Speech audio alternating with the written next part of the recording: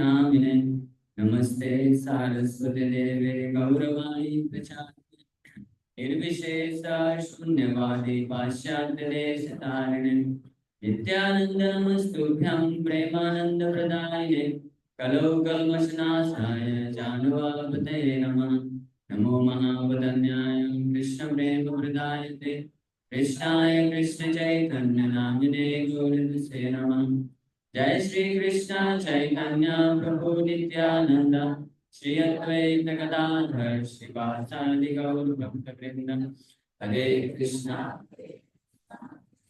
कृष्णा हरे हरे हरे राम राम राम हरे हरे हरे कृष्णा कृष्णा कृष्णा हरे हरे हरे राम राम राम हरे हरे हरे कृष्णा कृष्णा कृष्णा हरे हरे हरे राम राम राम हरे हरे वाञ्छाकल्पतरुभ्यश्च कृपासिन्धुभ्यैव च पतितानां पावनेभ्यो वैष्णवेभ्यो नमो नमः। हरे कृष्ण। तो आप सभी भक्तों से आशीर्वाद की कामना करते हुए हम लोग श्री चैतन्य महाप्रभु का गुणगान करने का प्रयास करेंगे। हरे कृष्ण। तो 14 मार्च 14 मार्च को गौर पूर्णिमा है, फाल्गुनी पूर्णिमा। उस दिन श्री चैतन्य महाप्रभु प्रकट हुए 1486 फाल्गुन मंथ की पूर्णिमा तिथि में संध्याकालीन तो भगवान श्री चैतन्य महाप्रभु प्रकट होते हैं। तो चैतन्य भागवत में बहुत सुंदर डिस्क्रिप्शन है। चैतन्य भागवत ग्रंथ के दूसरे अध्याय में श्री चैतन्य महाप्रभु का प्राकट्य कैसे होता है इसका वर्णन विस्तार से किया गया है, तो वहां से ही श्रवण करेंगे। तो प्रकट होने के पूर्व नवदीप कैसी स्थिति है वो थोड़ा सा बता देते हैं। नवदीप में भगवान श्री चैतन्य महाप्रभु कौन है? परम भगवान श्री कृष्ण ही हैं, इसमें कोई संशय नहीं। प्रमाणिक शास्त्रों के अनुसार श्री चैतन्य महाप्रभु वही परम भगवान श्री कृष्णचंद्र हैं जो समस्त अवतारों के स्रोत हैं और अनंत कोटि ब्रह्मांड के नायक रचयिता हैं, कंट्रोलर वही भगवान कृष्ण नवदीप में कलयुग में अवतरित होते हैं श्री चैतन्य महाप्रभु के रूप में। 108 उपनिषद में से मोर देन 70 उपनिषद 70 से ज्यादा उपनिषदों में श्री चैतन्य महाप्रभु के बारे में वर्णन किया हुआ है। कई पुराणों में वर्णन है, विशेष रूप से भागवत पुराण में कृष्ण वर्णन विशाल कृष्ण सांगो मांगास्त्र भाषण आपने सुना होगा। प्रहलाद महाराज भी वर्णन करते हैं। इस प्रकार से भागवत के भी कई प्रमाण और भगवत गीता में भी है। मालूम है किसी को? भगवत गीता में भगवान कृष्ण भी ये बोलते हैं कि कलयुग में मैं श्री चैतन्य महाप्रभु के रूप में आता हूं। किसी ने पढ़ा है? नहीं पढ़ा किसी ने? 4th चैप्टर 4था अध्याय है। ये श्लोक सबको मालूम है, सब लोग को याद होगा शायद। यदा यदा ये धर्मस्य भारत अभ्युत्थानमधर्मस्य तदात्मानं सृजाम्यहम् परित्राणाय साधूनां विनाशाय च दुष्कृतां धर्म संस्थापनार्थाय संभवामि युगे युगे युगे मतलब जैसे दिने दिने मतलब एवरीडे, संडे को छोड़कर नहीं। जैसे हम लोग आरती करते हैं, मंगला आरती करते हैं, जब करते हैं दिने दिने। बाहर जो लोग जॉब धंधा करते हैं उनका दिने दिने नहीं होता है, उनके वीकेंड्स हटा देते हैं। दिने दिने मतलब हर दिन, युगे युगे मतलब हर युग में। तो जब सत्युग द्वापर त्रेता युग में आए, कलयुग में भी आएंगे। कलयुग में कौन समझता है? श्री चैतन्य महाप्रभु धर्म की स्थापना करने के लिए आए। भगवान बोले धर्म संस्थापनार्थाय, धर्म की संस्थापना करने के लिए मैं हर युग में आता हूँ, कलयुग में भी आता हूँ। और कलयुग का धर्म क्या है? हरिनाम संकीर्तन, है ना? तो ये हरिनाम संकीर्तन जो कलयुग का धर्म है, बताइए किसने स्थापित किया? श्री चैतन्य महाप्रभु ने स्थापित किया। हो गया ना गीता से। श्री चैतन्य महाप्रभु वही कृष्ण है जो आते हैं बार धर्म की स्थापना करने के लिए हर युग में आते हैं, तो आगे को मानते हैं। और भागवत में स्पष्ट रूप से वर्णन है, उपनिषदों में स्पष्ट रूप से वर्णन है, यहाँ तक कि वैदिक मंत्रों में भी वर्णन है। श्रुति श्रुति मंत्र, वेद, ऋग्वेद, सामवेद, यजुर्वेद, अथर्ववेद, जो वेद है। क्योंकि जो ज्ञानी होते हैं, मायावादी होते हैं, वो लोग पुराण को, इतिहास को नहीं मानते। यहाँ तक कि गीता को भी नहीं मानते। वो कुछ लोग गीता बोलते हैं कि ये भी तो महाभारत का पार्ट है। हालांकि गीता क्या है? गीता उपनिषद है। श्रीपाद शंकराचार्य भगवत गीता को गीतोपनिषद बोलते हैं, लेकिन उनके कुछ फॉलोवर्स लोग उसको नहीं स्वीकार करते। लेकिन भगवत गीता उपनिषद है, बट अगर महाभारत का पाठ मान के कोई समझता भी है तो ठीक है। श्रील भक्तिवेदांत ठाकुर प्रभुपाद प्रमाणित किए वैदिक मंत्रों के द्वारा, वैदिक शास्त्रों से, श्रुति शास्त्रों से, इसलिए चैतन्य महाप्रभु परम भगवान है। क्योंकि वहाँ के नवद्वीप के जो लोकल ब्राह्मण में, स्मार्ट ब्राह्मण, कर्मकांडी ब्राह्मण, तो उनका ये ऑब्जेक्शन था कि आप श्री चैतन्य महाप्रभु को परम भगवान कैसे मान सकते हैं? एक महान संत है, सन्यासी हैं, आप उनका गायत्री कैसे जप कर सकते? गायत्री करते हैं ना, जो ब्राह्मण दीक्षित ना हो, कोई है ब्राह्मण दीक्षित? नहीं। गौर गायत्री करते हैं ना जब, तो गौर गायत्री, ये इस पे ऑब्जेक्शन किया था स्मार्ट ब्राह्मणों ने। तो श्रील भक्तिवेदांत ठाकुर महाराज प्रभुपाद एक कॉन्फ्रेंस का आयोजन किए थे। 3 से 4 घंटे तक उस कॉन्फ्रेंस में जितने भी ब्राह्मण थे वहाँ नवदीप के, सब एकत्रित हुए और सबके सामने वेद वेद से, श्रुति मंत्रों से, उपनिषद और वेद से प्रमाणित किए कि जो गौर गायत्री हम करते हैं वो बिल्कुल परफेक्ट है। और गौरव महाप्रभु स्वयं कृष्ण प्रमाणित किए, इसका प्रमाण पूरा उपलब्ध है।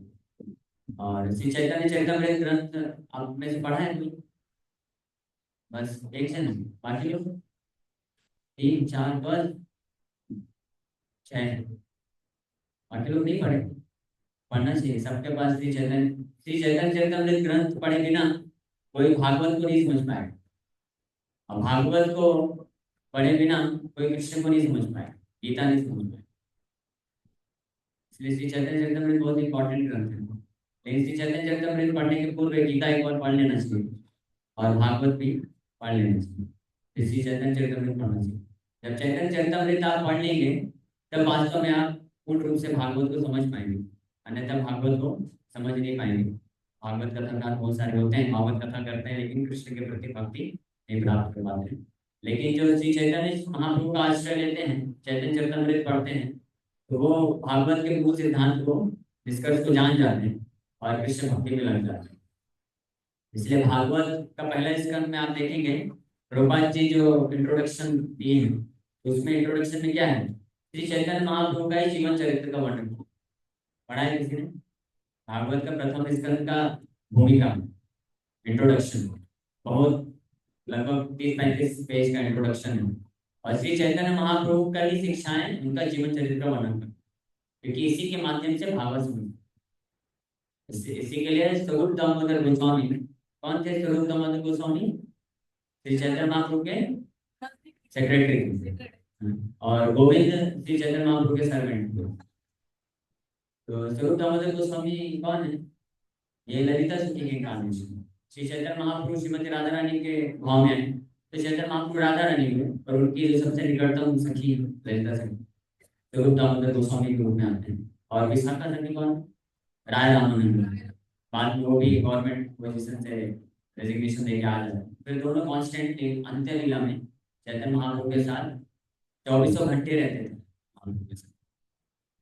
तो हमारे पास चैतन्य महाप्रभु के बारे में जो भी ज्ञान है, चैतन्य महाप्रभु क्यों आए, उनका क्या भाव था, आंतरिक भाव, बाहरी भाव, ये हमको प्राप्त होता है स्वरूप दामोदर की कृपा, उनके ही द्वारा प्राप्त हुए। रघुनाथ दास गोस्वामी, कृष्णदास कविराज गोस्वामी, और वही हमको चैतन्य चरितमृत वर्णन करके बताते हैं। तो स्वरूप दामोदर गोस्वामी ये बताते हैं, भागवत पढ़ी किया भागवत स्थान। अगर आप भागवत को समझना चाहते हैं तो किसके पास जाना पड़ेगा? भागवत के पास। भागवत मतलब व्यक्ति Bhagwat, person Bhagwat and book Bhagwat, ग्रंथ भागवत। ग्रंथ भागवत को अगर समझना है तो व्यक्ति भागवत के पास जाकर समझना पड़ेगा। व्यक्ति भागवत मतलब जो भगवान का शुद्ध भक्त होता है उसको भागवत बोलते हैं, और उसको भी भागवत बोलते हैं।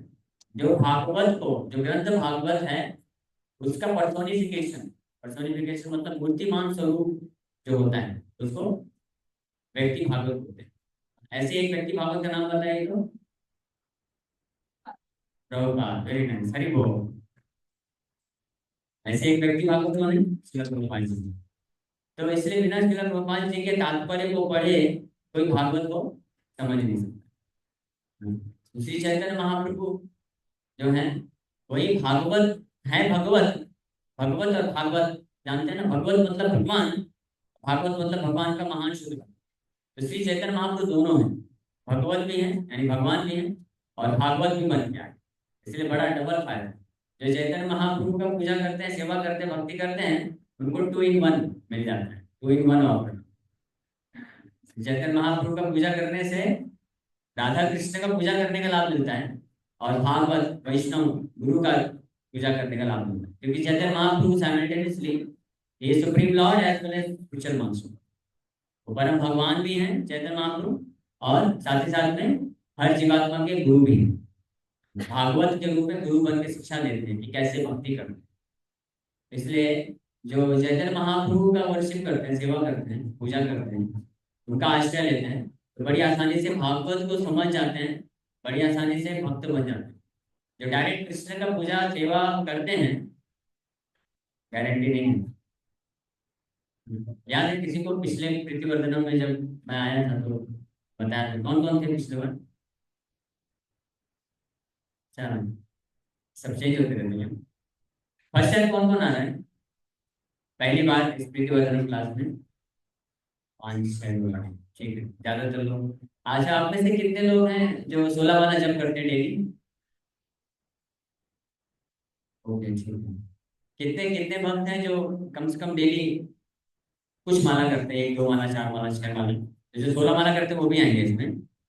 एक या एक से ज्यादा माला करने वाले भक्त हाथ ऊपर करिए डेली।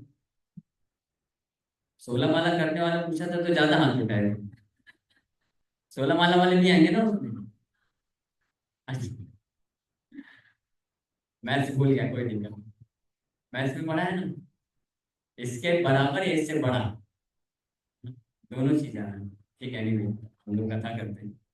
जो नए लोग भी हैं तब भी प्रयास करिए, आप लोग समझ जाएंगे। चैतन्य महाप्रभु के बारे में वर्णन कर रहे हैं तो भगवान सिद्धिर्भवति व नाश एति संशय अच्युत से सेविना। भगवान अच्युत कृष्ण का सेवा करने वालों को संशय है कि सिद्धि होगी कि नहीं होगी, लेकिन तद भक्ता नाम गारंटी है, उनके भक्तों का जो सेवा करेंगे वो उनकी गारंटी। इसीलिए श्री चैतन्य महाप्रभु भक्त के भाव में आए, इसलिए गारंटी हो जाता है कि आपको सिद्धि मिली जाएगी। वो चैतन्य महाप्रभु प्रकट करते, तो नवदीप में प्रकट होने के पहले, महाप्रभु प्रकट होने के पहले अपने अन्य कई पार्षदों को प्रकट कराते हैं। और माता लक्ष्मी और सरस्वती, उनको जब ये आभास हुआ, पता चला कि हमारे स्वामी प्रकट होने वाले हैं इस क्षेत्र में, तो क्या करना चाहिए, इसको पूरा कृपा से भर देना चाहिए।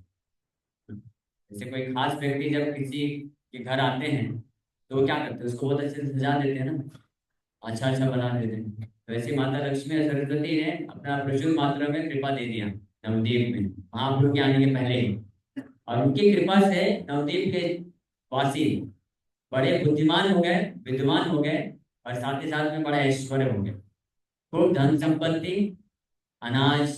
पहले का धन संपत्ति ये सब नहीं होता था, रुपया पैसा, ये तो कागज के नोट, कोई मतलब नहीं। एक बोरा कागज का नोट रख के अगर जला देंगे तो क्या बचेगा? कुछ नहीं बचेगा। पहले धन संपत्ति में सोना चांदी हीरा और जमीन जायदाद गाय ये होता था, यही असली धन है। ये तो कागज तो नकली धन है, और वो नकली धन भी आजकल नहीं बचा, वर्चुअल हो गया सब। अभी 1 घंटे पहले तो दिख रहा था 12 करोड़ रुपए, और 1 घंटे बाद कोई भरोसा नहीं, 12 से 0 भी हो सकता है, कुछ भी हो सकता है। तो ये सब वर्चुअल प्लेटफॉर्म है। भौतिक जगत में धीरे धीरे सब कुछ इमेजिनरी इमेजिनरी बनता जा रहा है, illusory. Happiness is illusory and जो वेल्थ है, धन है, वो भी इल्यूजरी। लेकिन उनके पास असली धन है, ऐश्वर्य हो गया, समृद्ध हो गए और बड़े बहुत ही विद्वान हो गए, ज्ञानवान हो गए। तो जब लोगों के जीवन में बहुत धन संपत्ति ऐश्वर्य और ज्ञान आ जाता है तो क्या होता है, क्या होता है? घमंड आ जाता है, अहंकार आ जाता है। और सबसे पहला कार्य वो क्या करते हैं, भगवान की भक्ति छोड़ देते हैं। ये कुंती महारानी भी बोलती है ना, जन्मैश्वर्य सुता सीधी तमान मदा कुमान ऐवारहति ताम अकिंचन गोचरा। हे कृष्ण, आप अकिंचन गोचर हैं, You can be realized only by those who are bereft of all material organs. आपको केवल वही भक्त, वही व्यक्ति साक्षात्कार प्राप्त कर सकते हैं या हृदय से आपको पुकार सकते हैं जो निष्किंचन है या अकिंचन है। निष्किंचन या अकिंचन का मतलब होता है जिनका इस भौतिक संसार में कुछ भी नहीं, है ना। इसका मतलब ये नहीं कि वो जरूरी नहीं कि गरीब ही हो सकता है कोई बाहरी रूप से बहुत गरीब है, जेब में एक एक रुपए बस है, लेकिन उसको एक रुपए का भी अहंकार होगा अगर आसक्ति होगी। और हो सकता है कि अम्बरीश महाराज जैसा पूरी पृथ्वी का राजा हो, चक्रवर्ती सम्राट हो, लेकिन वो भी निष्किंचन हो सकते हैं और हृदय से भगवान को पुकार सकते हैं। तो निष्किंचन का मतलब होता है कि व्यक्ति इस परफेक्ट अंडरस्टैंडिंग में होता है, पूर्ण ज्ञान की स्थिति में होता है कि मेरा कुछ भी नहीं है। इसलिए वो अपने भोग के लिए कोई भी वस्तु व्यक्ति का इस्तेमाल नहीं करता है, वो भगवान की सेवा के लिए हर चीज का इस्तेमाल करता है। उसको बोलते हैं निष्किंचन। और ऐसे ही जो भक्त, इनको बोला जाता है विरक्त। विरक्ति का अर्थ क्या होता है? विरक्ति का अर्थ होता है कि हमारे पास जो कुछ भी होता है अगर, तो ये अंडरस्टैंडिंग, ये समझ होना चाहिए कि हमारा नहीं है, किसका है? भगवान का है, कृष्ण का है। तो ये कृष्ण की सेवा में लगाना चाहिए। तो जो 100%, 100% कृष्ण की सेवा में सब कुछ लगा सकते हैं, उनको 100% विरक्त बोला जाता है। जो 50% लगाते हैं, 50% अपने सेवा में, 50% विरक्त है, 50% भोगी है। और उतनी मात्रा में 50% माया में, 50% माया से मुक्त है। उतनी मात्रा में 50% सुख रहेगा, 50% दुख भी रहेगा। ये सिंपल फॉर्मूला है। तो अकिंचन यानी निष्किंचन। किंचन मतलब, किंचित मतलब कुछ, थोड़ा सा। और निष्किंचन या अकिंचन मतलब कुछ भी नहीं। इसका कुछ भी नहीं। कुछ भी नहीं मतलब इस संसार में कोई बहुत से गरीब भी होगा, किसी के पास कुछ भी नहीं होगा, मान लीजिए पहनने के लिए कपड़ा भी नहीं होगा, तब भी उसको ये लगेगा कि शरीर मेरा है, तो वो भी डिस्टिंक्शन नहीं हो सकता। समझ रहे हैं ना? क्योंकि उसको लग रहा है कि ये शरीर तो मेरा है ना, आई एम दिस बॉडी, मैं ये शरीर हूँ या ये शरीर मेरा है। लेकिन जो परमहंस, जो निष्किंचन भक्त होते हैं, वो इस भौतिक संसार का जो वस्तु चीज व्यक्ति है, उसको तो जानते हैं कि ये मेरा नहीं है। यहाँ तक कि ये शरीर भी मेरा नहीं है, इस ये भी जानते हैं शरीर मेरा नहीं है, शरीर कृष्ण का है, इसलिए कृष्ण के लिए इस्तेमाल होना चाहिए, कृष्ण की सेवा के लिए इस्तेमाल होना चाहिए। उसको बोलते हैं निष्किंचन या अकिंचन। इसलिए वो शारीरिक जो जरूरतें होती हैं, शारीरिक जरूरतों से भी ऊपर उठ जाते हैं। उनका केवल एकमात्र कंसर्न होता है कैसे कृष्ण के सेवा में पूर्ण रूप से संलग्न हुआ जाए, ये उनका ध्येय हो जाता है। वैसे अकिंचन ही जो है भगवान को भाव पूर्वक पुकार सकते हैं। भाव के अभाव में तो कई लोग पुकार सकते हैं। जैसे कई बार बड़े बहुत धनी धनी लोग भी आते हैं ना, और हरे कृष्ण जब कीर्तन करते हैं, लेकिन वो भाव से नहीं करते, उनकी मना नहीं बोलते। तो इसी प्रकार से नवद्वीप में महाप्रभु के प्रकट होने के पहले बहुत सारे लोग धर्म का पालन तो करते थे, शास्त्र पढ़ते थे, विधि विधान करते थे, मंत्रोच्चारण भी करते थे, बड़े बड़े वैदिक मंत्र उच्चारण भी करते थे, बहुत विद्वान थे, ज्ञानी थे। लेकिन सब कृष्ण शून्य मंगल देवेर नाही सुख, विशेष अद्वैत माने पाए बड़ दुख। सो कृष्ण शून्य, लेकिन उनकी चेतना कृष्ण से विहीन थी। और जब इस स्थिति को देखते थे कौन? वैष्णव लोग।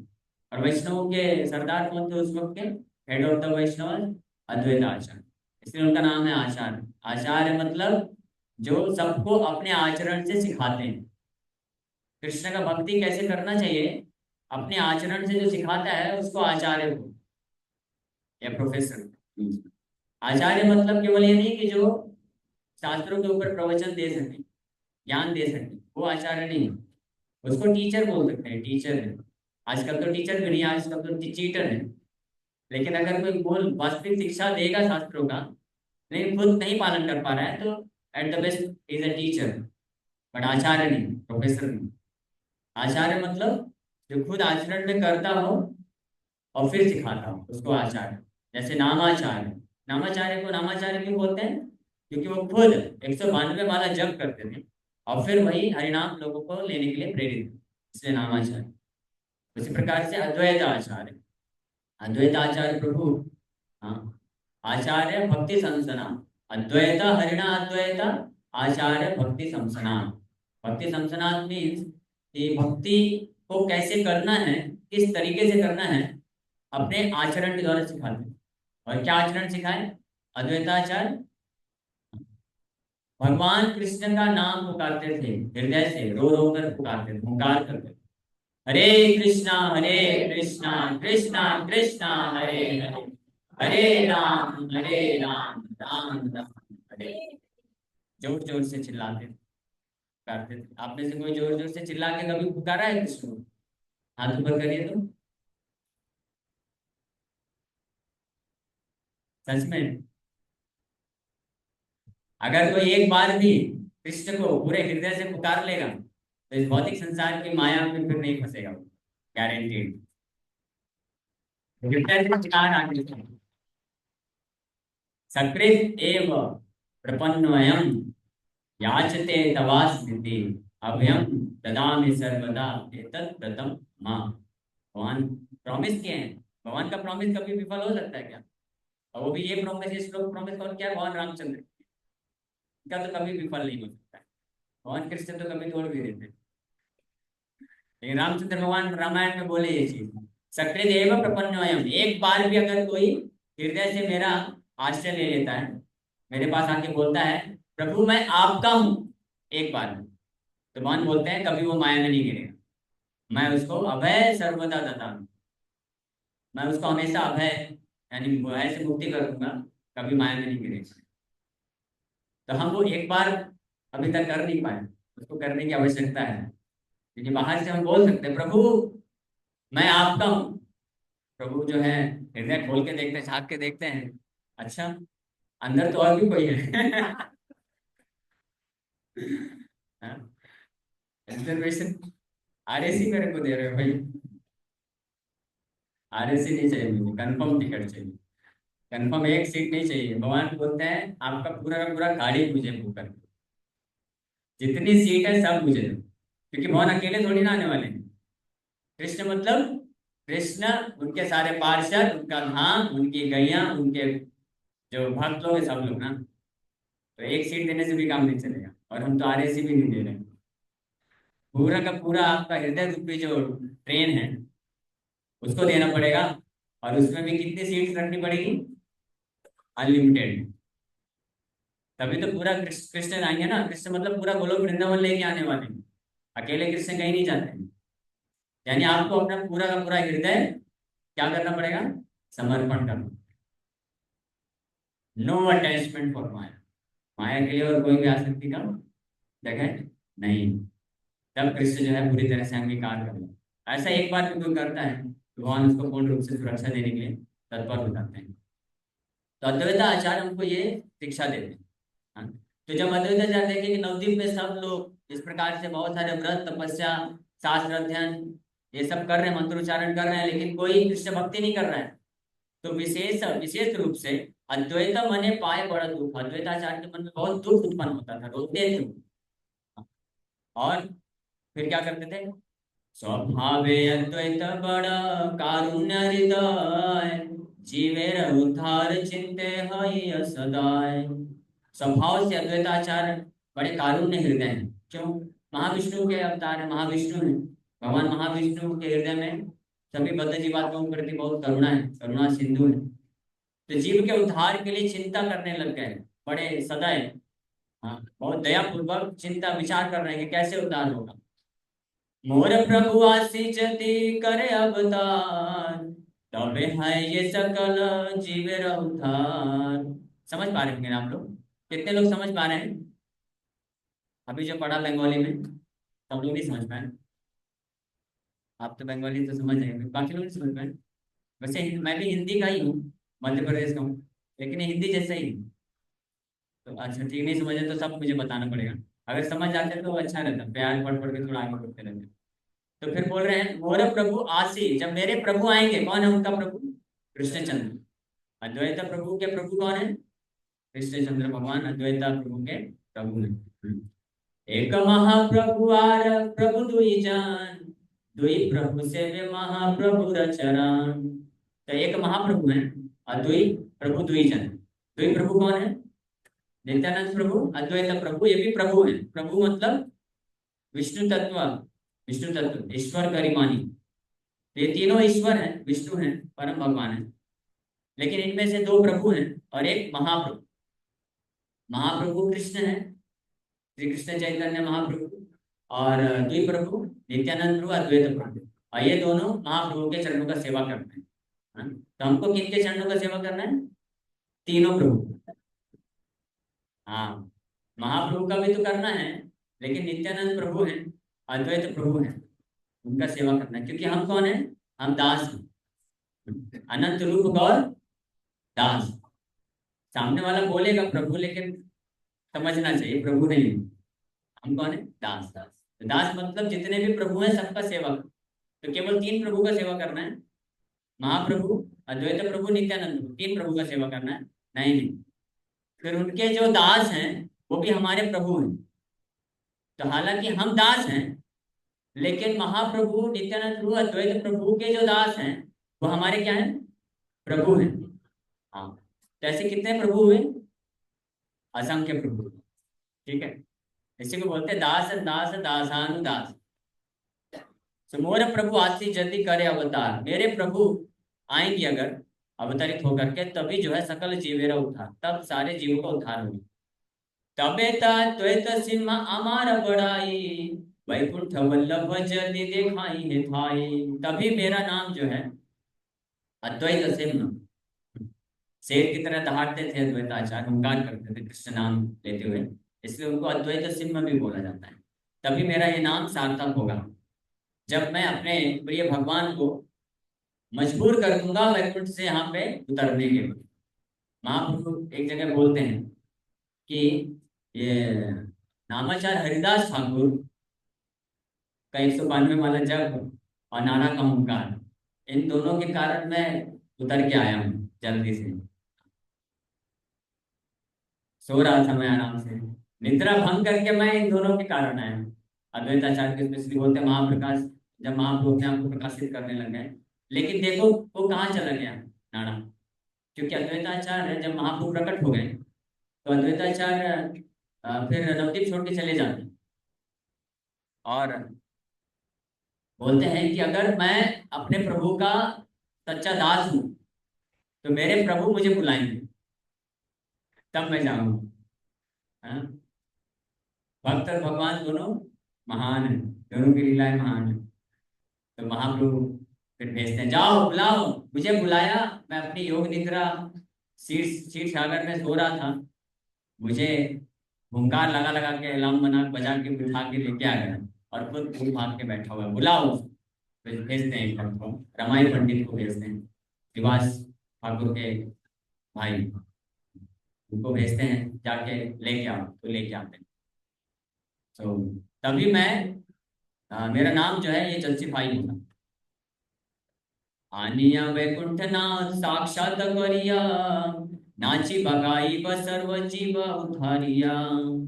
कि मैं अपने वैकुंठ के नाथ को प्रकट कराऊंगा, और उनके साथ मिलकर के हम सब लोग नृत्य करेंगे, कीर्तन करेंगे, और इस प्रकार से सभी बद्ध जीवात्माओं का उद्धार करेंगे। निरवधि मत संकल्प करिया, सेवेन श्री कृष्ण पद एक चित्त हैया। निरवधि, निरवधि मतलब हर क्षण कंटिन्यूअस भाव से क्या कर रहे थे? अद्वैताचार्य संकल्प, ये संकल्प लेकर के श्री कृष्ण के चरण कमलों का एक चित्त with full determination and full consciousness, full focus, वो क्या करने लगे? सेवा करने लग गए भगवान कृष्ण का। अद्वैतेरा कारण है चैतन्य अवतार, से प्रभु कहिया छेन बार बार। क्या अद्वैत आचार्य ही कारण है? श्री अद्वैत आचार्य कारण बनते हैं महाप्रभु के प्रकट का, इस बात को श्री चैतन्य महाप्रभु बार बार प्रमाणित किए हैं, बोले हैं। हाँ, खुद से नवद्वीपे वैसे पंडित श्रीवास, जहाँ मंदिर है चैतन्य विलास। उसी नवद्वीप में पंडित श्रीवास भी है। श्रीवास पंडित कौन है? श्रीवास पंडित नारद मुनि है। उन्हीं के मंदिर, उन्हीं के घर में, आंगन में चैतन्य महाप्रभु की बहुत सारी दिव्य लीलाएं होती, स्पेशली जो रात्रि में संकीर्तन लीला प्रारंभ के महाप्रभु। सर्वकाल चारि भाई गाय कृष्ण नाम, त्रिकाल करे कृष्ण पूजा गंगा स्नान। ये चारों भाई परम भक्त थे, श्रीवास ठाकुर और उनके तीन भाई, और ये सर्वकाल मतलब कॉन्स्टेंटली 24 घंटे कृष्ण के नाम का जप करते थे, बड़े भावपूर्वक। डेली गंगा में स्नान करके भगवान कृष्ण का पूजा किया करते थे। तो एक तरफ अद्वैताचार्य हुंकार कर रहे हैं, भावपूर्वक भगवान को पूजा कर रहे हैं, और दूसरी तरफ ये चारों भाई श्रीवास ठाकुर उनके 3 भाई कर रहे हैं। निगूढ़े अनेकार वैसे नदी जाय, पूर्वे सगे जन्मिले न ईश्वर ज्ञाय। श्री चंद्रशेखर जगदीश गोपीनाथ, श्रीमान मुरारी श्री करुण गंगादास। एक एक बलित हाय पुस्तक विस्तार, कथार प्रस्ताव नाम लय बजानी जार। सबाई स्वधर्म पर सबाई उदार, कृष्ण भक्ति पाई के हा न जाने यार। सबे करे सवारे बांधव व्यवहार, के हकारो न जाने न निज अवतार। विष्णु भक्ति शून्य देखी सकल संसार, अंतर दे दहय बड़ चित्त सबकार। तो कुछ नाम बताए श्रीवास ठाकुर उनके 3 भाई और चंद्रशेखर इत्यादि, कुछ और भी नाम बताए। बोले ऐसे असंख्य पार्षद महाप्रभु के आने के पहले ही महाप्रभु भेज दिए, और वो सब बड़े भावपूर्वक भगवान का स्मरण करते थे, भक्ति करते थे, लेकिन किसी को अपने बारे में पता नहीं था कि मैं कौन हूँ। ये बहुत बड़ी विशेष लीला है। भगवान जो है अपने ही पार्षदों को भेजते हैं लीला कराने के लिए, लेकिन जब वो पार्षद जब लीला में करते हुए आते हैं तो उनको नहीं पता रहता कि मैं कौन हूँ। जैसे मुरारी गुप्ता किनके अवतार हैं? हनुमान जी। हाँ, हनुमान जी के अवतार हैं। तो श्री चैतन्य महाप्रभु उनको बोला करते थे कि कृष्ण राम के भी स्रोत हैं, तो आप कृष्ण का भजन करो। हाँ, मुरारी गुप्ता बोले कि ठीक है महाप्रभु, आपका आदेश है तो प्रयास करूंगा। और जानते भी थे कृष्ण, मुरारी गुप्ता बहुत बड़े विद्वान पंडित थे, तो सारे शास्त्र पढ़े थे, तो जानते थे कृष्ण जो है ओरिजिनल भगवान है, रामचंद्र उनकी एक कला है। तो महाप्रभु के आदेश पे पूरा रात्रि प्रयास कर रहे थे कि कृष्ण के चरण कमलों का स्मरण करें, लेकिन राम के चरण कमल उनके मानस पटल से जाता ही नहीं। पूरा रात रोते रह गए, रोते रह गए। अगले दिन महाप्रभु आके बोले, महाप्रभु आए तो बोले रोते हुए कि मैं ये जीवन नहीं रखना चाहता हूँ, मैं अभी जाके गंगा में डूब जाऊं। क्यों? क्योंकि आपकी आज्ञा को उल्लंघन नहीं कर सकता हूँ। आप परम भगवान है, आपका आदेश है कृष्ण का चरण कमल का स्मरण करना है, और मेरे प्रभु रामचंद्र के चरण कमल मेरे चित्त से निकलते ही नहीं है। तब मैं क्या करूं? एक ही उपाय बचा है, गंगा में चला जाता हूँ। महाप्रभु जब ये सुने तुरंत आलिंगन दे दी। हाँ, बड़े खुश हो गए, रोने लगे महाप्रभु भी। हाँ, फिर वहां पे बोलते हैं कि ऐसा दास होना चाहिए, भगवान का सच्चा दास कैसा? आपके जैसा होना चाहिए। फिर महाप्रकाश लीला में महाप्रभु प्रकट करते हैं। महाप्रकाश लीला में भगवान अपना रामचंद्र का रूप का दर्शन कराते हैं। लक्ष्मण भी है, जानकी माता भी है, और मुरारी गुप्ता ये रूप देख करके, सीता राम लक्ष्मण का रूप देख करके मूर्छित होकर वहीं पे गिर जाते हैं। हाँ, महाप्रभु बोलते उठा उठा, हाँ स्तव पढ़ा करो, मेरा स्तवन करो, उठो उठो। कई कई वर्षों से तुम मेरे चरण कमलों का चिंतन कर रहे थे, रूप का दर्शन करना चाह रहे थे, अभी दिखा दिया, तुम मूर्छित होकर गिर गए, उठो। उठाए, जब उठ के स्तुति करना चालू किए, तब देखे कि राम लक्ष्मण जानकी तो है, हनुमान जी नहीं है। तो हनुमान जी कौन है? वही हनुमान जी। तब उनको पता चला कि मैं ही हनुमान हूं। अभी तक पता नहीं था उनको हनुमान है। भगवान इस प्रकार से लीला करते हैं कई बार, लेकिन उससे फर्क नहीं पड़ता है। जो पार्षद जैसा होता है वो भक्ति भाव वही रहता है, भले उसको पता नहीं रहता है कि मैं कौन हूँ। वैसे ही नवदीप में सारे पार्षद लोग आ गए। और महाप्रभु की लीला में एक बड़ी विशेष बात, श्री चैतन्य महाप्रभु का जो अवतार है, गौर पिता है अवतार, ये अवतार शिरोमणि है। अवतार शिरोमणि समझते हैं?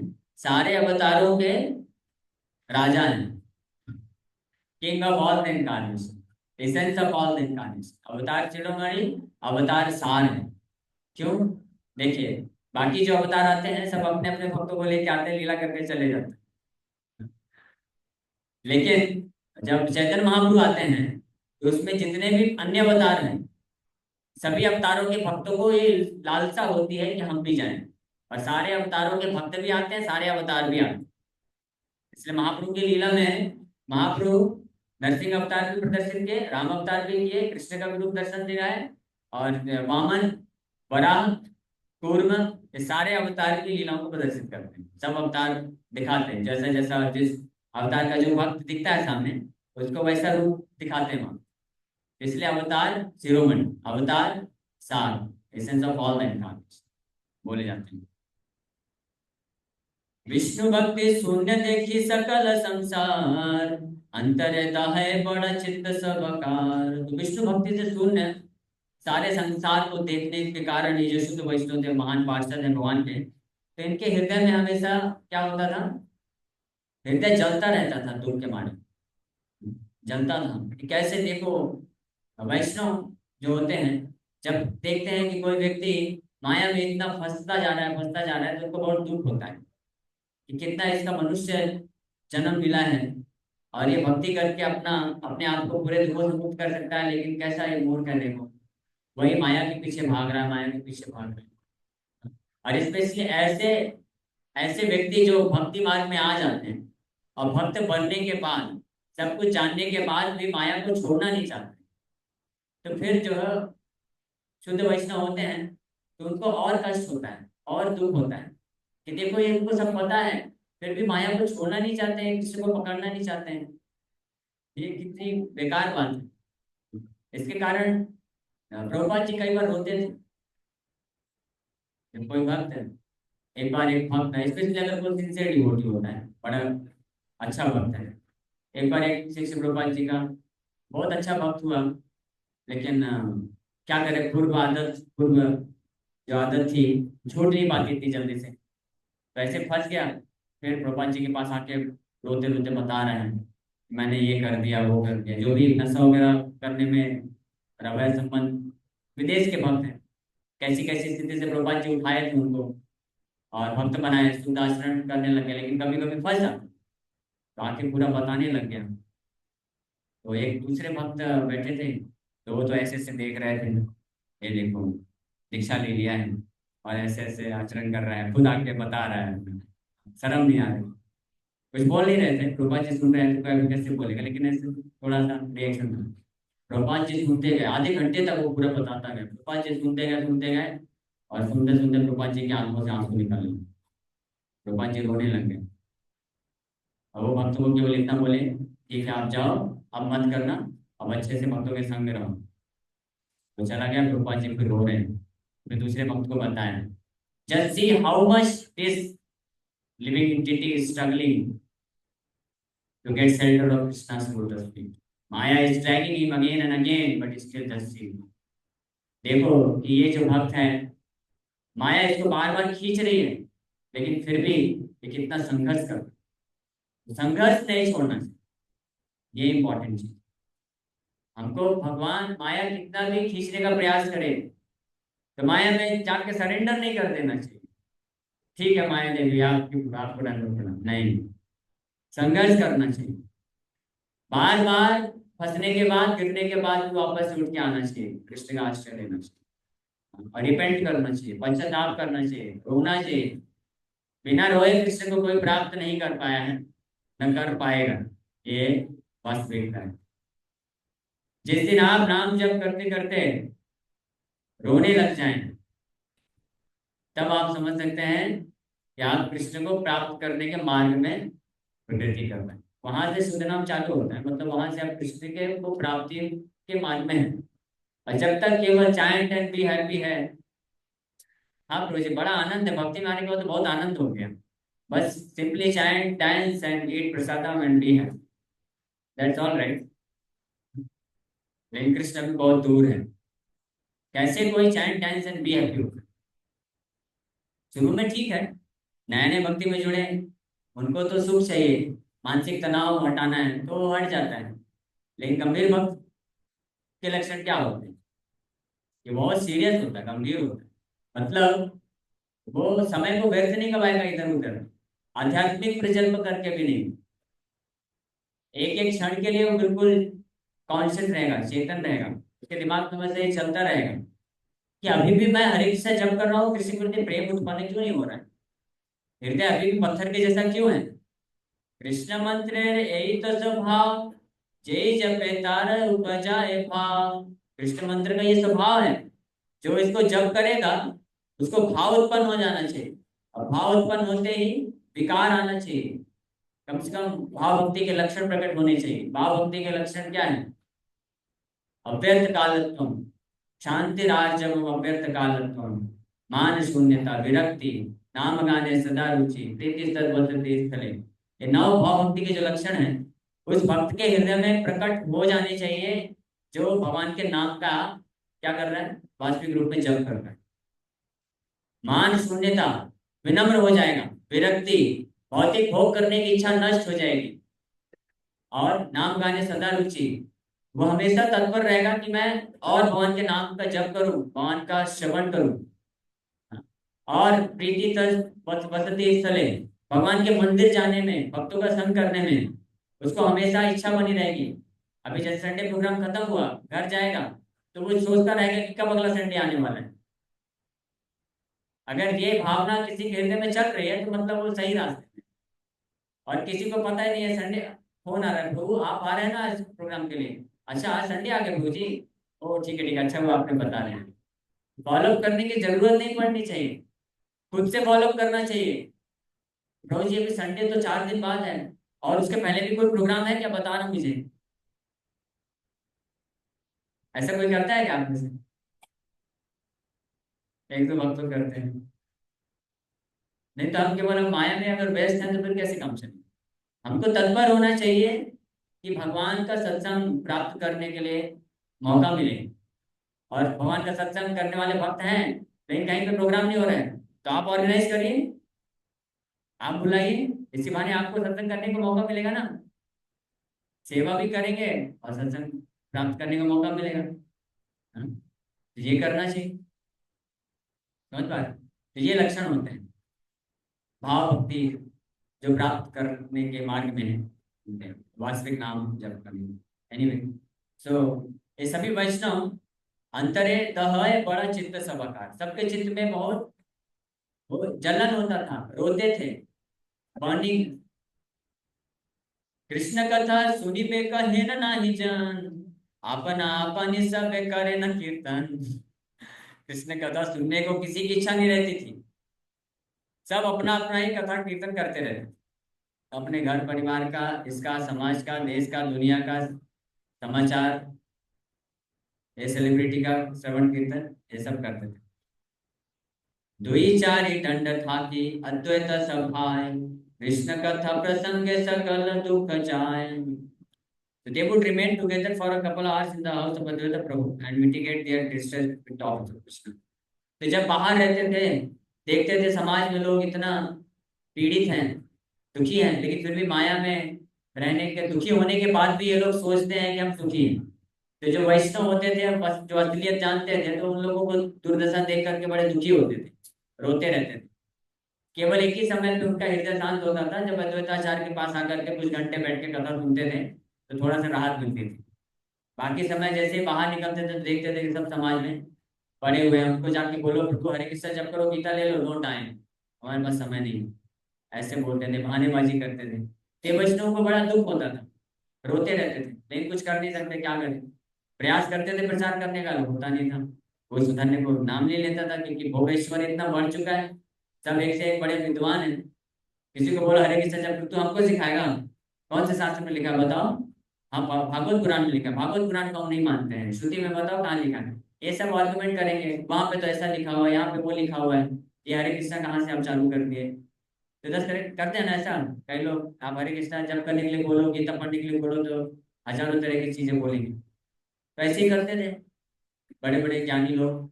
और जिनके पास ऐश्वर्य होता था, धन संपत्ति होता था, बहुत इंद्र तृप्ति के साधन है, तो उनको लगता था हमको क्या जरूरत, हम तो बहुत सुखी हैं, चलो चलो ये सब थर्ड क्लास हो गई, भिखारियों के लिए ये सब, हमारे लिए हमारे पास सब कुछ है। हम जो चाहते हैं हम हासिल कर सकते हैं। ऐसा सोचते थे। ये अहंकार के मत में होकर के व्यक्ति कृष्ण भक्ति को स्वीकार नहीं करना चाहिए। तो वैष्णव जो होते हैं वो देखते हैं कि देखो कितना पागल है ये सोच रहा है कि मेरा बुद्धि बल ज्ञान और मेरा ये जो ऐश्वर्य है मुझे सुखी बना देगा, बचा लेगा। लेकिन इस मूर्ख को पता नहीं है, जीवन टलमल, कमल टल जल जीवन टलमल। कमल के पत्ते में जल का बूंद जैसा रखा रहता है, जीवन वैसा है, कभी टलमल होकर के नीचे गिर जाएगा कुछ मालूम नहीं है इनको। वैसे ही हमारी स्थिति है ना, आत्मा कहाँ पे, प्राणवायु में अटकी हुई है। प्राणवायु थोड़ा इधर उधर खिसकी तो आत्मा फिसल जाएगा। फिर आप कितना भी बड़ा करोड़पति है, कितना भी बड़ा विद्वान है, अल्बर्ट आइंस्टीन है या कुछ भी है, कुछ कर पाएगा, कुछ नहीं कर पाएगा। तो ये जो असलियत है, वास्तविकता है कि हमारे जीवन का अंत कभी भी हो सकता है, वो ऐसे भोग और ऐश्वर्य रखने वाले लोग नहीं समझ पाते हैं, और इसलिए कृष्ण भक्ति को टालते जाते हैं, इसलिए वैष्णव बड़े दुखी होते हैं। लेकिन अद्वैताचार्य के पास जाकर वो कुछ शांति मिलती है। दत्त देखे सकल संसार भक्तगण, अलापेर स्थान नहीं करे न क्रंदन। हम लोग अभी थोड़ा फास्ट जाएंगे, समय हो रहा है, महाप्रभु को प्रकट कराएंगे। प्रकट तो नहीं हो पाएंगे महाप्रभु, ये प्रकट होने के पहले जहां तक कर सके तो आप सुनते जाइए। सकल वैष्णव मिली आपनी अद्वैत, प्राणी मात्र कार्य के नारे पूछाइत। दुख भावी अद्वैत करे न उपवास, सकल वैष्णव गणे छाड़े दीर्घ श्वास।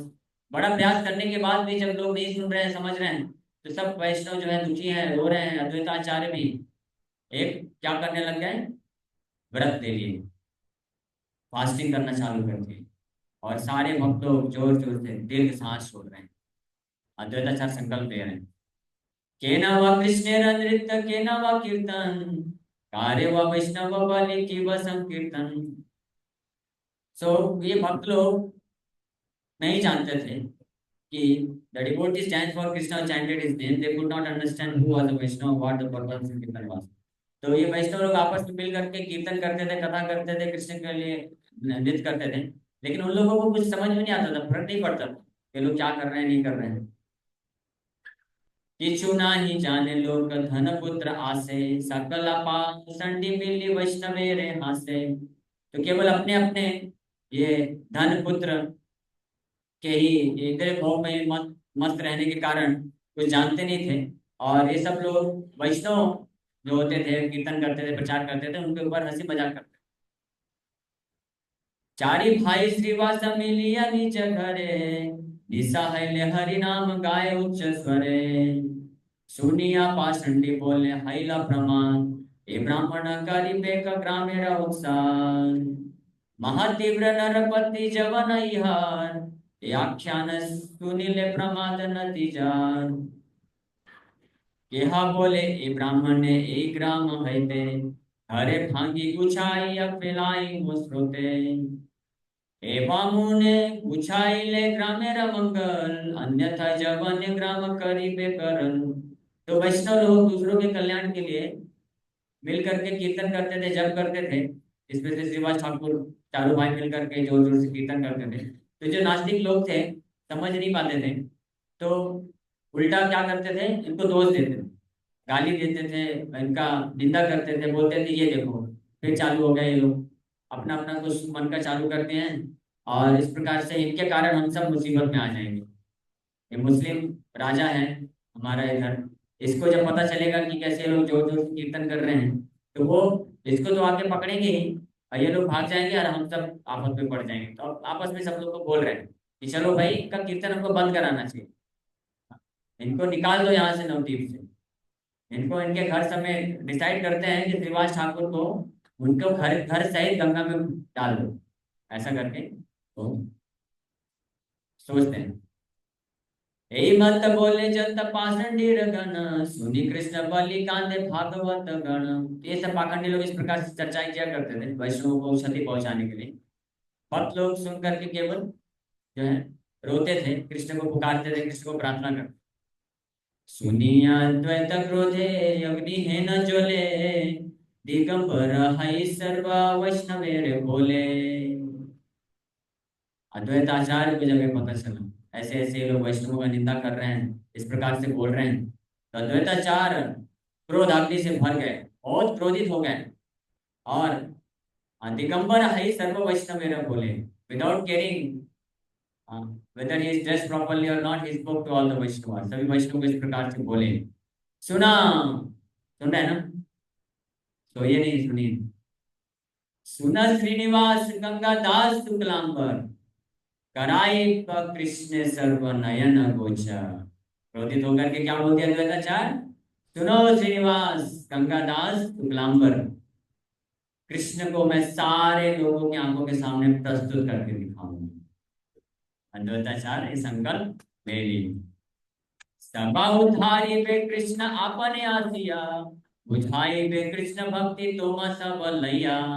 सबका उद्धार कृष्ण खुद आकर के सबका उद्धार करेंगे, और आप सबको साथ में लेकर के कीर्तन करके जो है कृष्ण भक्ति को प्रदान करेंगे। ये मेरा संकल्प। अब अद्वैताचार्य संकल्प ले चुके हैं। हाँ। और बोल रहे हैं कि अगर ये मैं नहीं कर पाया तो क्या करूँ। संकल्प तो ले लिए कि मैं ये करके दिखाऊंगा, कृष्ण को अवतरित करके दिखाऊंगा, सबके सामने प्रकट कराऊंगा, और कृष्ण को भी नचाऊंगा, और उनके ही कीर्तन में कृष्ण को नचा करके और सबको भक्ति प्रदान करके सबका उद्धार करूंगा। तभी मेरा द्वैत आचार्य नाम सफल होगा। और अगर ये मैं नहीं कर पाया, जबे नाही पारो तबे एई देह हईते, प्रकाशिया चारी भुजा चक्र लाई मुहाइते। बोले अगर मैं ये नहीं कर पाया, संकल्प पूरा नहीं कर पाया, तब मैं क्या करूंगा, इस शरीर से चार हाथ प्रकट करूंगा, शंख चक्र गदा पद्म, और चक्र लेकर के भी सबका संहार करूंगा। फिर कोई फायदा नहीं लोगों को रखने का। अद्वैताचार्य कौन है? महाविष्णु। महाविष्णु पूरा सृष्टि प्रकट कर रहे हैं, करोड़ों करोड़ों ब्रह्मांड प्रकट कर रहे हैं, इस आशा के साथ कि मेरे बच्चे लोग बड़े होकर के कृष्ण भक्ति करेंगे। जैसे माँ बाप होते हैं ना, बच्चों को पाल पोस के बड़ा करते हैं, सोचते हैं कि बच्चा बड़े होकर अच्छे से पढ़ेगा, अपने पैरों पे खड़ा हो। लेकिन जब बच्चा 10वीं 11वीं 12वीं पहुंचने के बाद गलत लाइन पकड़ लेता है, तो क्या बोलते हैं, इससे अच्छा तो ये नहीं होता। ऐसा बोलते हैं ना, इससे अच्छा तो नहीं होता है, कहीं जाके मर क्यों नहीं जाता, ऐसा भी बोल देते हैं कई बार। तो अद्वैताचार्य क्रोधित हो रहे हैं, ये लोग सुधरने का नाम नहीं ले रहे हैं, वैष्णव को सुनते नहीं है, क्रोध करते हैं, निंदा करते हैं। तो कृष्ण को मैं खुद बुलाऊंगा, जिन्होंने हमको ये सब कार्यभार सौंपा है ना। भगवान महाविष्णु अपने आप को सेवक मानते हैं कृष्ण का, और कृष्ण की सेवा के भाव में पूरी सृष्टि को प्रकट करते हैं। किस लिए? क्योंकि कृष्ण चाहते हैं कि सभी जीवात्माओं को मौका मिले इस संसार में आकर के भक्ति करके वापस धाम में आने की। जब महाविष्णु देखे कि ये नहीं हो रहा है, तो फिर क्या फायदा ये सब रखने का, सब नष्ट कर दूंगा। तबे कृष्ण पाषंडी रे काटिया करी मुस्कंदनास, तबे कृष्ण प्रभु मोर मोहितार दास। और जितने भी पाखंडी लोग हैं सबका मैं सिर धड़ से अलग कर दूंगा चक्र से काट के। तभी जानूंगा कि कृष्ण मेरे प्रभु हैं और मैं उनका दास हूँ। अद्वैताचार्य बोलो ये दो में से कोई एक कार्य तो होगा। या तो कृष्ण को आना पड़ेगा और आकर के अपने नाम कीर्तन में ही नाचना पड़ेगा, दया करके सबका उद्धार करना पड़ेगा, और या तो फिर मैं अपना चक्र को बुला लूंगा। यही मताद्वैत बलेना नुकसान, संकल्प करिया पूजे कृष्ण रचरण, भक्त सब निरवधि एक चित्त हया, पूजे कृष्ण पाद पद्मा क्रंदन करिया। इस प्रकार से संकल्प लेकर के अद्वैताचार्य लग गए भगवान श्री कृष्ण के चरण कमलों का पूजा करने के लिए। और बाकी सब भक्त लोग भी जब जाने सुने समझे अद्वैताचार्य इतना दृढ़ संकल्पित हो चुके हैं, तो हम भी क्या करेंगे, सहयोग करेंगे अपने अपने स्तर पे। तो वो भी निरवधि एक चिंत लगा करके कृष्ण के चरण कमल का स्मरण कर रहे हैं, जप कर रहे हैं। तो ये होना चाहिए डिटर्मिनेशन। डिटर्मिनेशन साधक मतलब, साधक, साधक सब सुने हैं आप लोग? कौन कौन आप में से साधक है? कोई नहीं। साधक नहीं है तो क्या बाधक है? साधक कौन कौन है? सभी है? पक्का? ठीक है, सुनिए, भक्ति रसामृत सिंधु के अनुसार साधक का क्या परिभाषा है। साधक का मतलब होता है जो पूर्ण रूप से दृढ़ निश्चय हो चुका है कि इस भौतिक संसार को त्यागना है, भगवान के धाम को प्राप्त करना है, सभी भौतिक आसक्ति माया को त्याग देना है, छोड़ना है, और इसके लिए जो करना पड़े करना है, उसको साधक। बाकी सब बाधक।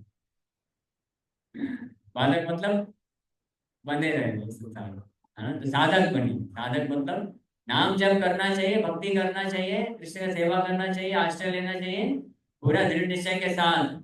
यस, इसी लाइफ में कंप्लीट करना है, finish the business in this one life time, Srila Bhaktivedanta Thakur बोला करते हैं।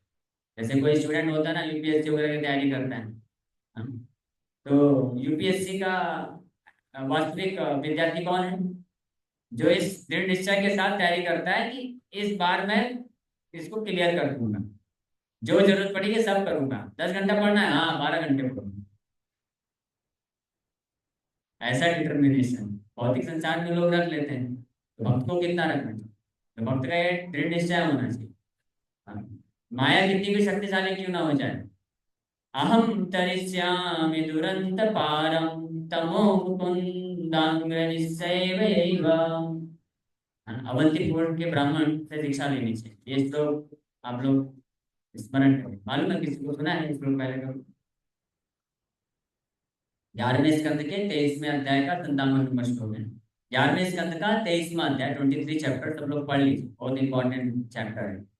जो भक्त लोग इस भव सागर से पार करने का इच्छा रखते हैं, अपने आप को माया से बचाना चाहते हैं पूरी तरीके से, तो ये अध्याय बहुत महत्वपूर्ण है। उद्धव गीता इसको बोलते हैं। भगवान कृष्ण उद्धव को ज्ञान दे रहे हैं, बता रहे हैं कि कैसे आप इस भव बंधन से मुक्त हो सकते हो। इसकी शिक्षा भगवान कृष्ण स्वयं दे रहे हैं। किसको? उद्धव को। तो अवंतीपुर की ब्राह्मण की कथा सुनाते हैं। तो उसने किस प्रकार से दृढ़ संकल्प दृढ़ निश्चय होकर के, कितना लोभी ब्राह्मण था। लोभी कथा मालूम है किसी को? अवंतीपुर का ब्राह्मण मालूम है? किसी को नहीं, ज्यादा नहीं मालूम। था तो ब्राह्मण लेकिन एक नंबर का कंजूस है, बहुत लालची था, खूब पैसा कमाया, रख लिया। अब समय नहीं है, उसमें नहीं जाएंगे ज्यादा डिटेल में। लेकिन बाद में सब ऐसी परिस्थिति हो गई कि सब उसके घर वाले भी उसको लात मार के निकाल दिए, उसके पत्नी बच्चे सब भगा दिए उसको। तू भाग इधर से, तेरे कारण हमको कुछ नहीं मिल रहा है, खाने को भी नहीं देता था। पैसा खूब था लेकिन खुद के लिए भी कपड़े नहीं पहनता था, बस संचित करके रखना चाहते, इतना लोभ था, इतना लालच था। ऐसे होते हैं ना कुछ लोग, पैसा तो खूब होता है लेकिन फिर भी नहीं खाते, फिर भी खर्चा नहीं करते अपने ऊपर भी, कपड़े भी ढंग से नहीं पहनते, फटे पुराने पहनते घूमते रहते। बोले अरे तू तो है 1 लाख रुपए कमाते हो महीने का, ये क्या पहने हो, चेंज कर दो। बोले क्या फर्क पड़ता है, चल रहा है ना अभी, जब तक चलेगा चलाएंगे। तो अवंतीपुर का ब्राह्मण वैसा था, बहुत कंजूस था। सब परेशान होकर के उसके घर वाले भगा दिए उसको, और फिर दर दर की ठोकरें खा रहा है। और जिन जिन को धोखा दे करके पैसे लूटा था, सब उसको पकड़ पकड़ के पिटाई कर, दुर्व्यवहार कर। उस वक्त भगवान की कृपा से उसको बहुत अच्छा साक्षात्कार होता, बहुत विस्तार से वर्णन है। वो समझ जाता है कि मेरे दुख का कारण क्या है, और फाइनल निष्कर्ष में पहुंचता है कि ये मन ही है जो मेरे दुख का कारण है, मन मेरे को बताता है। हाँ, तो इस मन रूपी जो मेरा शत्रु है, इसको अब मैं नहीं सुनूंगा। ये जो भी मुझे भावना देगा, प्रेम देगा, आसक्ति संसार के प्रति, या कुछ भी बोलेगा, मैं नहीं सुनूंगा। और मैं इसको अपने अपने इसे अपने आप को इसके चंगुल से छुड़ा लूंगा। कैसे? मुकुंद के चरण कमलों का तीव्रता से आश्रय लेगा। तो हर क्षण फिर क्या कर दिया वो, लग गया निरंतर हरे कृष्णा कृष्णा कृष्णा हरे हरे, हरे राम राम राम। तब आपके जीवन में जब मन इस प्रकार से विचलित करता है, तो आप क्या करते हैं? तो आपसे ये करते हैं, अहम तरिष्यामि, मैं अपने आप को मन के इस विचलन से, डिस्ट्रैक्शन से मुक्त कर दूंगा। कृष्ण के चरण कमलों का तीव्रता से आश्रय लेकर। ये करना चाहिए। हाँ। सुबह उठने से प्रारंभ हो जाता है मन की लीला। हाँ। सुबह अलार्म बज रहा है, मन भाई साहब बोलते हैं अभी थोड़ा और सो जाओ। हाँ। विचलित करता है ना मन सुबह, सुबह उठने से लेकर के रात को सोने तक मन विचलित करता है। नहीं, सुबह उठने से रात को सोने तक, और सोने के बाद उठने तक भी विचलित करता है। तो जब जब मन विचलित करे, तब तब मन को थप्पड़ लगाने का, हरे कृष्णा कृष्णा कृष्णा हरे हरे, हरे राम राम राम। करके देखिए। जब सुबह आपको उठना है, आप सोचे कि यार कल जाएंगे मंगला आरती अटेंड करेंगे, कौन सी होगा, 3:30 का अलार्म तो लगा लिए। मन बोलता है ठीक है भाई, इतना क्या, लाइव देख लेना, बैठ के यहीं पे जब करो लाइव दर्शन कर लेना। तो जोर से बोलने का, मन को थप्पड़ लगाने का, हरे कृष्णा कृष्णा कृष्णा हरे हरे राम राम राम। मन साइड हो जाए। इसको बोलते हैं अहम तरिष्यामि, मैं अपने आप को उद्धार कर दूंगा मन के जो डिस्ट्रैक्टिंग थॉट्स हैं, मन जो मुझे विचलित करने की कोशिश करता है, इससे मैं अपने आप को बचा लूंगा, फंसने नहीं दूंगा। कैसे? भगवान कृष्ण के चरण कमलों का तीव्रता से आश्रय लेकर के। तो जब जब मन, कब कब मन, जब जब मन हमको विचलित करता है, और कब कब मन विचलित करता है, 24 घंटे में कितने घंटे करता है? 24 घंटा करता है। इसलिए महाप्रभु बोले कीर्तनीय सदा है। भगवान कृष्ण बोले सततम कीर्तन। समझ गया ना? हाँ, जब तक हमारे पास ये भौतिक शरीर है, तब तक हर क्षण हमको मन विचलित कर सकता है। There is always this risk, हमेशा रिस्क रहेगा। मन तैयार है AK-47 लेकर के, तो आपका भी तैयार होना चाहिए क्या? SK-108 108 निकालिए। मैं ऐसे एक बार जब करा था, हरे कृष्ण कृष्ण हरे हरे राम राम राम राम हरे हरे हरे कृष्ण कृष्ण हरे हरे राम राम राम। एक रोज आए वरिष्ठ जैसे नाम बोलते हैं सामने, तो ऐसे करके ऐसे ऐसे करते हैं वो भी। बोले AK-47, बोला नहीं प्रभु जी, more powerful than AK-47, SK-108 Hare Krishna Hare Krishna. तो हमारे पास सबसे शक्तिशाली अस्त्र है SK-108, हमेशा रेडी रखने का। माया का वेपन, माया के जो अस्त्र औजार शस्त्र शस्त्र तैयार रहते हैं ना हमेशा, हाँ, हमारे ऊपर अटैक करने के लिए। तो आपका भी तैयार रहना चाहिए। अभी कोई लोग देखो, कई लोग बैठे हैं बिना अस्त्र शस्त्र के, है ना? सब फीडबैक सबके पास होना चाहिए, आपके पास हमेशा रखिए, है कि नहीं है?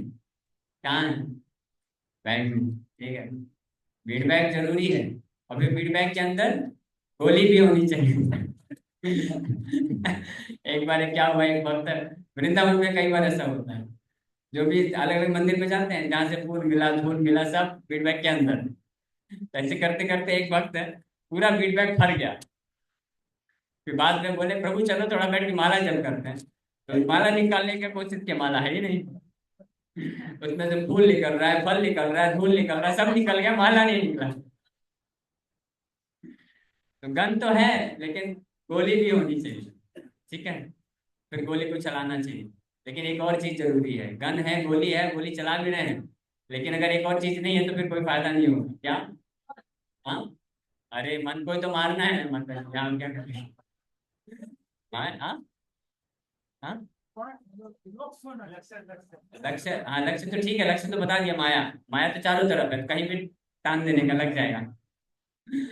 और क्या चीज छूट गया तो फर्क नहीं पड़ेगा। जैसे मान लीजिए गोली चलाया और जाके हिट भी किया, फिर भी सामने वाले को कुछ नहीं हुआ, इसका मतलब बारूद नहीं है। लक्ष्य तो हो गया माता जी, लक्ष्य निर्धारित है, चारों तरफ भी लक्ष्य है, पूरा माया जगत है, कहीं भी गोली छोड़ दो, इससे टेंशन नहीं लेने का। आंख बंद करके हरे कृष्ण कृष्ण कृष्ण हरे हरे हरे राम राम राम हरे हरे करेंगे, माया के कुछ कुछ एजेंट तो मारते जाएंगे। यहाँ पे हम अकेले खड़े हैं, चारों तरफ से आतंकवादी लोग घेर के खड़े हुए हैं। वो आतंकवादी का नाम बताऊं क्या?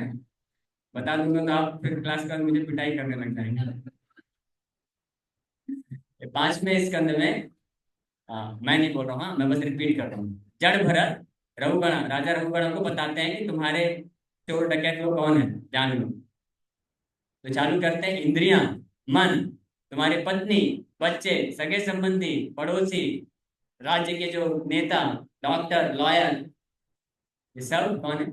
चोर डकैत, जो तुम्हारी चेतना को लेके चले जाते हैं, मन को चुरा के लेके चले जाते हैं, तो कृष्ण को जो देने के लिए। इसलिए हरे कृष्णा से सबको शूट आउट कर देना, फिनिश। बारूद जरूरी है, बारूद नहीं रहेगा गोली में तो फिर नहीं चलेगा। बारूद क्या है वो?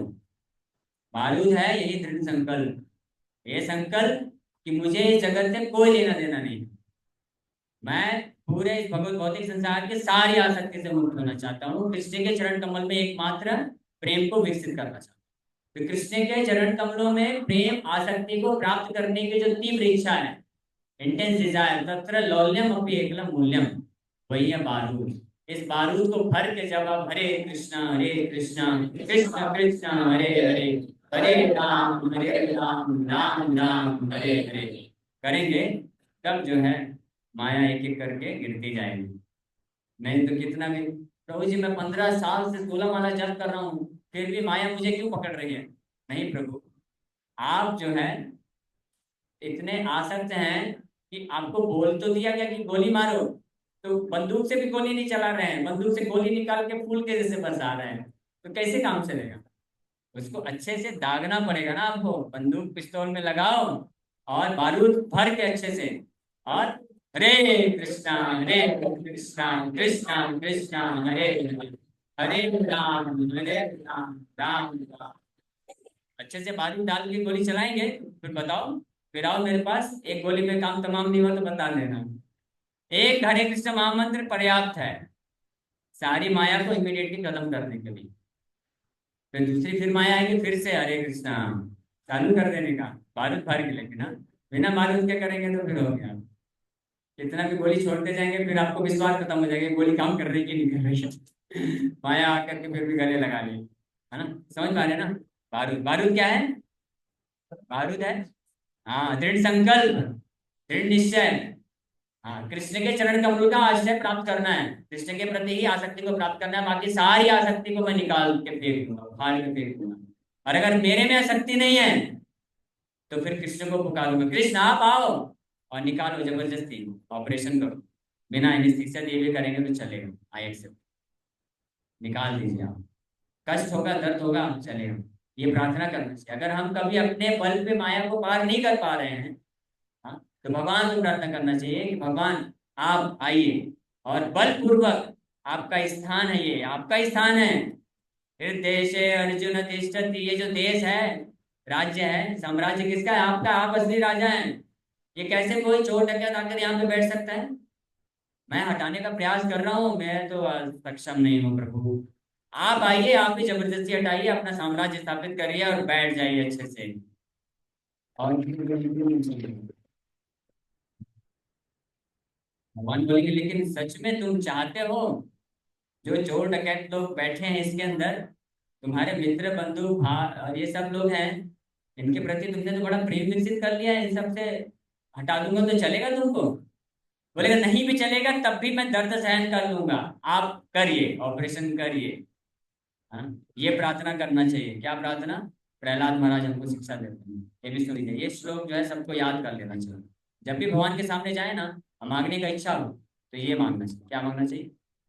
यदि दास्यसि मे कामान्, बोलिए, यदि दास्यसि मे कामान्, ध्यान से बोलिएगा। हाँ, अर्थ बताऊंगा तो बाद में पछतावा हो सकता है। ठीक है, बोल लीजिए, अभी तो अर्थ बताऊंगा बाद में। यदि दास्यसि मे कामान् वरांस्त्वं वरदर्शभा, कामानां हृदय संरोहम् भवतस्तु वृणे वरम्। प्रहलाद महाराज नरसिंह भगवान को बोलते हैं ये वरदान दीजिए। नरसिंह भगवान बोले बेटा मांगो, कुछ मांगो, मैं वरदराज हूँ, तुमको कुछ नहीं चाहिए, कम से कम मेरा नाम तो रखने के लिए मांग लो, नहीं तो लोग क्या बोलेंगे। इतना भजन किया, भक्ति का इतना कष्ट उठाया, आके कुछ देके नहीं गए, तो मांग लो, मेरे नाम के लिए मांग लो, मेरा नाम रह जाए। तो प्रहलाद महाराज बोलते हैं oh my lord, best of the givers of the benediction, हे मेरे भगवान, सभी वरदान देने वालों में सर्वश्रेष्ठ वरदराज, आप वरदराज है ना, वरदर्श, वरद ऋषभा या वरदराज आप हैं। If you at all want to bestow a desirable benediction upon me, अगर आप वास्तव में, यदि दास्यसि मे कामान, आप वास्तव में इच्छा ही रखते हैं, इतना तीव्र इच्छा है आपका कि कुछ मुझे देना चाहते हैं, then I pray from your lordship that within the core of my heart there be no material attachment and no material desire। तो मैं आपसे ये प्रार्थना करता हूँ, ये मेरे भगवान, कि मेरे हृदय के अंतःकरण में लेस मात्र भी इस संसार में किसी वस्तु, व्यक्ति, स्थान, परिस्थिति के प्रति कोई आसक्ति ना हो, कोई भौतिक इच्छा ना हो, जी आप नष्ट कर दीजिए, ये वरदान। चलेगा सबको? हम लोग मांगेंगे ये वरदान? अभी नहीं आ रहा, अभी पीछे हो गए। कौन कौन मांगेंगे ये वरदान? हाथ ऊपर करिए। देखो हाथ ही नहीं ऊपर कर रहे हैं, बैठे चुपचाप, नहीं मांगेंगे। ठीक है, कोई दिक्कत नहीं, ये मांग लीजिए वरदान। क्योंकि जब तक हम अपने हृदय में कृष्ण के अतिरिक्त और कुछ रखेंगे तो हमको केवल तीन चीज मिलने वाली है। पता है क्या? बताइए, पहला चीज क्या मिलेगा? हाँ, दुख। दूसरा चीज, दूसरा चीज क्या मिलेगा? और दुख। तीसरा चीज, और दुख, महादुख। ये तीन चीज मिलने वाली है अगर हम जब तक कृष्ण के अलावा किसी भी वस्तु, इस संसार की किसी भी व्यक्ति, किसी भी स्थान या परिस्थिति को अगर रखते हैं, ये तीन चीज मिलने वाली, दुख और दुख, महादुख। और अगर आपके हृदय से आप सब कुछ हटा करके केवल कृष्ण को रखते हैं तो भी आपको तीन चीज मिलेगी, happiness, more happiness and most happiness, ये अब आप डिसाइड करिए, ठीक है। हिज होलीनेस जयद्रथ स्वामी महाराज से एक बार किसी भक्त ने प्रश्न पूछा, महाराज हम कृष्ण भावना भावित क्यों नहीं हो पाते हैं, करना तो चाहते हैं, क्यों नहीं हो पाते हैं। महाराज बहुत सुंदर आंसर दिए। महाराज बोले, because you are too attach to your suffering. आप अपनी अपने कष्ट से बहुत आसक्त हो, कष्ट को छोड़ना नहीं चाहते हो आप। माया के प्रति आसक्ति क्या है, कष्टप्रद है ना। जे ही सबसे पर से जा होगा दुख जो ने बते, आदि अंत बंत कौन्तेया नते शूरमते बुधा। जितने भी प्रकार के माया के कार्य हैं वो कष्ट ही देते हैं केवल। जैसे उदाहरण के लिए सुबह उठना है 4 बजे, अगर नहीं उठ पाए तो कष्ट होता कि नहीं होता है। कुछ लोग बोल रहे नहीं मुझे नहीं होता है, इसका मतलब मोह में है। जो थोड़ा से मोह से बाहर आएंगे, यानी भक्त हैं अगर कोई, इसमें से दीक्षित भक्त हैं, कि कभी अगर सुबह नहीं उठ पाया, 7 बज गया 8 बज गया, शरीर को कंफर्ट तो मिल गया लेकिन मन को क्या मिलता है, कष्ट मिलता है ना। हाँ, उसी प्रकार से हर प्रकार की माया कह सकते इस प्रकार से कष्ट देता है। तो इस तरह से संकल्पित हो गए अद्वैताचार्य और सभी भक्त लोग कि कृष्ण को अवतरित कराएंगे। उसी प्रकार से हमको संकल्पित हो जाना चाहिए, कृष्ण को अवतरित कराएंगे कहाँ पे, हृदय में। कृष्ण के चरण कमलों का तीव्रता से आश्रय लेकर के कृष्ण नाम जप करके हम लोग अवतरित कराएंगे। सर्वनवद्वीपे भ्रमे भागवत गान, को थाव न सुने भक्ति जोगेर कथान। केहा दुखे चाहे निज शरीर एडिते, केहा कृष्ण बलि श्वास छाड़ा कांदिते। अन्न भाल मते कारो न रुचाए मुखे, जगते व्यवहार देखी पाए दुखे। तो सभी भक्त लोग कहीं भी नवद्वीप पे भ्रमण करते हैं तो उनको हर जगह केवल दुख ही दुख मिलता है, और जोर जोर से सांस छोड़ छोड़ के कृष्ण का नाम पुकारते हैं लोगों की स्थिति, दयनीय स्थिति को देख करके। इसको बोलते हैं कंपैशन। उनको बाहर भौतिकवादी लोगों को देख करके हृदय में ये भावना उत्पन्न होना चाहिए, आंख से आंसू निकलना चाहिए कि कैसे ये लोग इतना फंसे हुए हैं, सुनने को तैयार नहीं है। तब हम जो है असली प्रचार वही कर सकता है जो लोगों की दयनीय स्थिति को, माया बद्ध स्थिति में फंसे हुए देख करके जब रोएगा और कृष्ण से प्रार्थना करेगा कि कृष्ण इनका उद्धार करे, तब वो प्रचार कर। श्रील प्रभुपाद जी इसके परफेक्ट एग्जाम्पल है। बोस्टन यूएसए पहुंचे, प्रभुपाद जी मार्केट भागवत धर्म में क्या कर रहे हैं, रो रहे हैं, रो रो के प्रार्थना कर रहे हैं कृष्ण से कि माया के वैभव में सब लोग फंसे हुए हैं, पूरी तरह से ग्रस्त हैं, मोह में हैं और दुखी हैं। हे कृष्ण, आप मेरे वाणी को शक्ति प्रदान करिए, इनके ऊपर कृपा करिए, तब वह इच्छा मत मायाबद्ध जीवन। आपकी इच्छा से तब मायाबद्ध में है, लेकिन अगर आप ही इच्छा करेंगे तभी ये लोग मुक्त हो पाएंगे, तभी मेरी वाणी में पवित्रता आएगी, और तब जो है इनके हृदय को पेंट्रेट करके, भेद करके मेरी वाणी जब इनके हृदय में जाएगी तब इनको माया से मुक्त कर पाएंगे। तो प्रभुपाद जी प्रार्थना किए, इस प्रार्थना में भाव से प्रभुपाद जी प्रचार किए और उसका रिजल्ट हुआ कि ट्रांसफॉर्मेशन आ गया इमीडिएटली, तुरंत। प्रचार जो होता है, एक्चुअल प्रीचिंग मतलब क्या है, कृष्ण कथा सुना तो ट्रांसफॉर्मेशन इमीडिएट होना चाहिए, यानी कृष्ण नाम जप करने के लिए प्रेरित हो जाना चाहिए और माया की आसक्ति को या तो छोड़ देना चाहिए या छोड़ने के लिए तैयार हो जाना चाहिए। उसको बोलते हैं successful preaching, otherwise no preaching. नहीं तो कितने भागवत कथा वगैरह कितने हो रहे हैं, लाखों की संख्या में अटेंड करते हैं, सैकड़ों सैकड़ों सैकड़ों भागवत कथा चलता रहता है, एक व्यक्ति भी ट्रांसफॉर्म नहीं होता है, प्याज लहसुन भी नहीं छोड़ता है, तंबाकू गुटखा भी नहीं छोड़ता, नशा नहीं छोड़ता है, कृष्ण नाम लेना तो दूर की बात है। तो क्या फायदा हुआ इसका।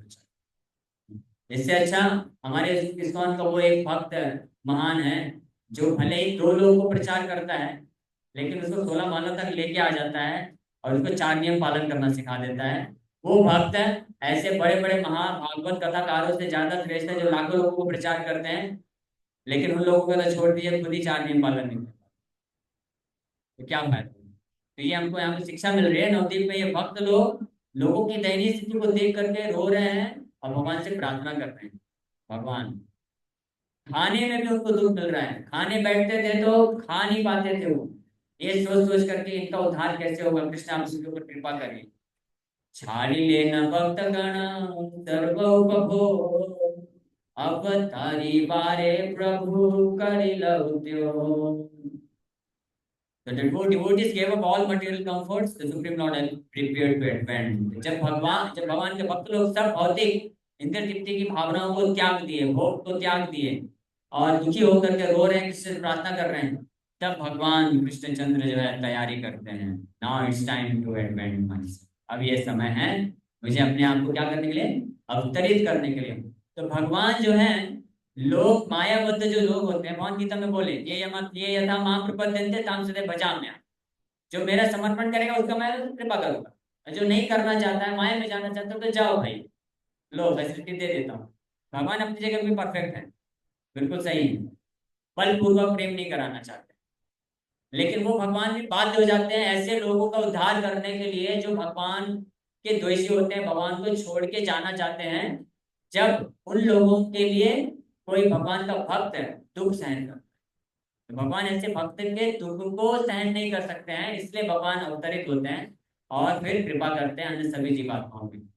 क्योंकि शिला भक्ति विनोद ठाकुर, शिला भक्ति ठाकुर, शिला प्रभुपाद जी हम जैसे, सॉरी, मेरे जैसे बद्ध जीवात्माओं के उद्धार के लिए रोए थे, इसलिए भगवान कृपा करके अवतरित हुए और ये इस इस्कॉन के रूप में अवतरित होकर के हमारे ऊपर क्या कर रहे हैं, कृपा कर रहे हैं। ये हमको समझना चाहिए। हम भक्ति कर पा रहे हैं, नाम जप कर पा रहे हैं, चार नियम पालन कर पा रहे हैं, तो हमारी कोई योग्यता नहीं है। आप में से कितने लोग हैं जो जब जन्म लिए थे तो बोले थे हा कृष्णा हा कृष्णा? बताइए, कोई है क्या? कोई नहीं है। परीक्षित महाराज, परीक्षित महाराज बस किए थे, हाँ। वो भी जाकर के सुखदेव गोस्वामी का आश्रय लिए और पूरी तरह से फिर कृष्ण प्रेम प्राप्त किए। हमें से कोई ऐसा नहीं है ना। हाँ, तो हम फिर भक्ति में कैसे आ गए? दीक्षा ले लिए, नाम जप कर रहे हैं, चार नियम पालन कर रहे हैं, और हम अपने जीवन का लक्ष्य बना लिए कृष्ण कृष्ण को प्राप्त करना है। कैसे? किसके बल पे? हमारी तो इच्छा नहीं थी।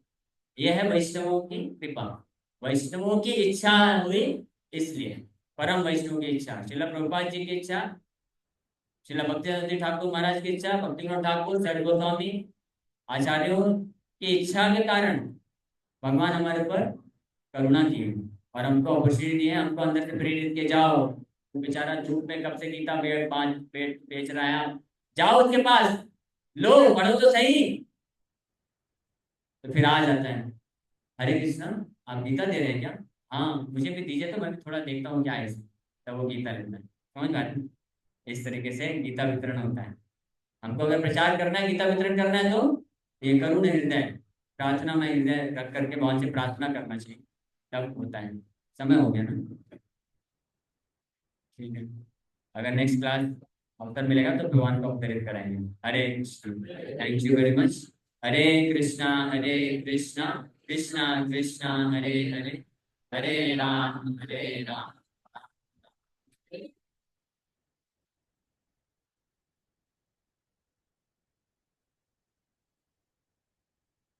हरे कृष्ण। आप लोग को आवाज आ रहा हरे था क्लियर? हरे दंडोत नमः। यस प्रभु जी, वॉइस क्लियर आ रही थी।